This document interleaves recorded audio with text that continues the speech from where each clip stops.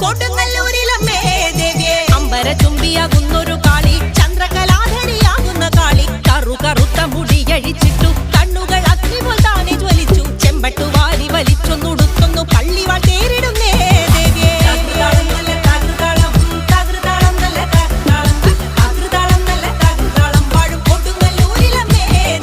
പള്ളിവാൾ എവിടുണ്ട് എന്നായി ചോദ്യം കാരിക വീരനെ ഇന്നല്ലോ വന്ധ്യം നൈതുടൻ കൈലാസനാഥൻ പറഞ്ഞു ആളെ വിഴുങ്ങുന്ന കുട്ടി പിശാച് പള്ളിവാളിൽ നിന്നു കാവല നിത്യമിരിക്കുന്നു ഭദ്രകാളി ദേവി